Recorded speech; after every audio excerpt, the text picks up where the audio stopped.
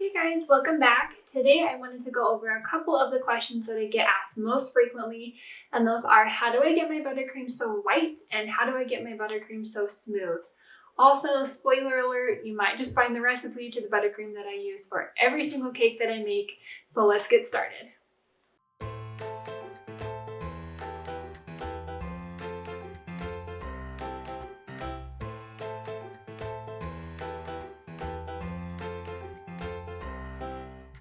So there are a lot of different types of buttercream. I personally prefer American buttercream. It's the simplest recipe and it's been the most consistent for me.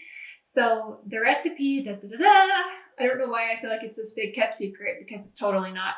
But my recipe is 4 sticks or 2 cups of butter, 8 cups of powdered sugar, a little bit of heavy cream, and your flavoring extract. That's it. Super simple. So with your stand mixer, you want to make sure that you're using your paddle attachment and not your whisk. And the reason for that is because your whisk is actually going to put extra air bubbles into your frosting, and it makes it really hard to get those out once it's on the side of your cake. And then another thing is your butter. You want to use butter that is super light in color. The less yellow, the better, so that at the end, we're not trying to get those yellow tones out. And your powdered sugar, really doesn't matter on the brand. It's just 1 full bag, which is pre-measured to be 8 cups. Hallelujah. You don't have to measure anything. So 1 full box of butter, 1 full bag of powdered sugar. And then for the cream, I actually kind of eyeball this as I go. So depending on what I'm going to do with the frosting is how thick I want it. If I'm just spreading it on the outside of the cake, you want it a little lighter in texture so that it spreads easily. So for that, I usually use about a tablespoon. If I want it just a little bit thicker for piping, I add a little less, and you'll be able to gauge that better the more frosting that you make. Just know that as you add your cream to your frosting, do it little by little because it thins down way easier than it is to make it thick again. And then the last ingredient is your flavoring extract. Again, if we're going for true white frosting, you want to use a clear extract. This is Wilton's Imitation Clear. Even though it's imitation, it has a great flavor, and I love that it's clear. It's consistent every time. But if you are going to color your buttercream, then a regular color of vanilla works great too. And the last thing you want to have on hand if you're trying to make white buttercream is purple food coloring, which totally sounds counterintuitive, I know, but it's like a little bit of magic that happens to cancel out any of those yellow tones. Any of my hairdresser friends will know you just kind of use the color wheel here. Yellow cancels out purple, kind of tricks your brain. It's the best trick. No, yellow does not cancel out purple. Purple cancels out yellow. All right, so we're gonna start by adding all 4 sticks or 2 cups of butter to our mixer.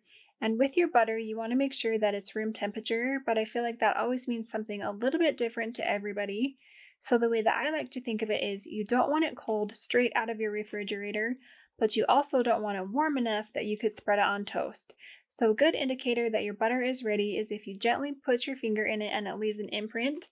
It's ready to go, the perfect consistency to add to your frosting. So we're just going to turn the mixer on and let the butter whip by itself until it starts to lighten in both consistency and color. And by letting your butter mix by itself, you're also going to get any lumps out, and you want to make sure you do that before you start adding any of your other ingredients.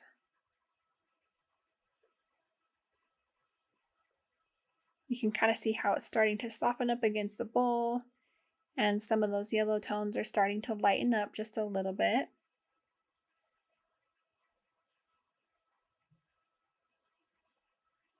And now we're going to add our flavoring extract. Again, this is Wilton's Clear Imitation Vanilla, and we want to use clear because we are looking for a true white frosting.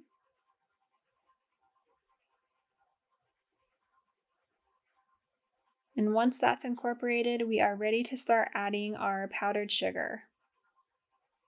So I like to turn the mixer all the way off, and I like to add my powdered sugar in thirds so that it doesn't spill out the sides of the mixer when I turn it back on. So we'll add about 1/3 of the powdered sugar and turn it on a slow speed. And then while that is incorporating, I like to start adding the heavy cream, about a half a tablespoon at a time.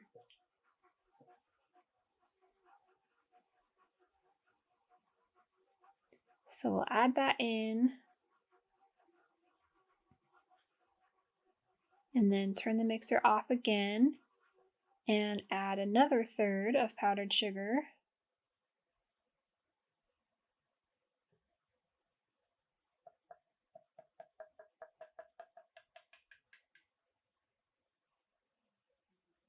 And again, slow to start. There is nothing fun about cleaning up powdered sugar that has spilled out your mixer. And we're going to add another half of a tablespoon. So now we're at 1 full tablespoon of cream. And we just need to let that incorporate for a few seconds. And we'll be ready to add the final third.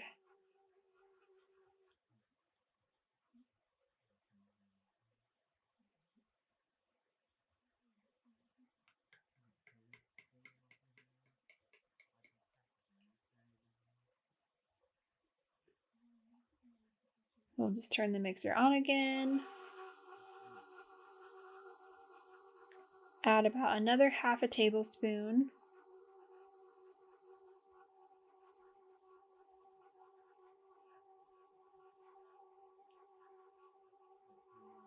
Once you feel like it's incorporated enough to start turning up the speed, just slowly do that.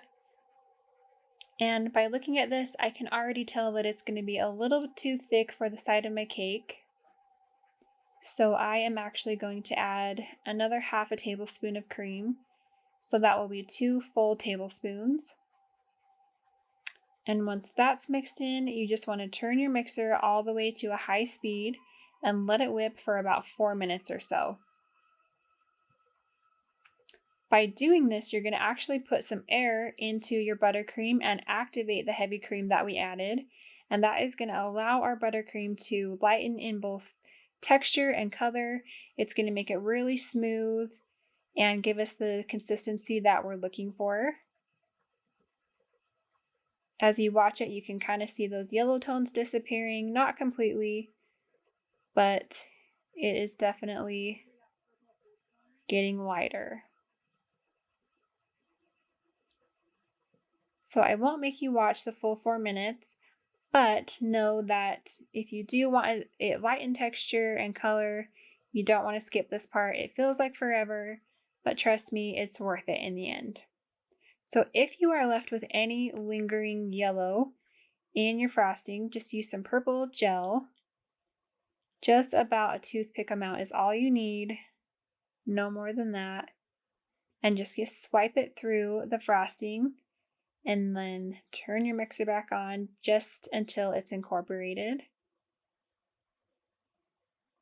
It doesn't take very long at all.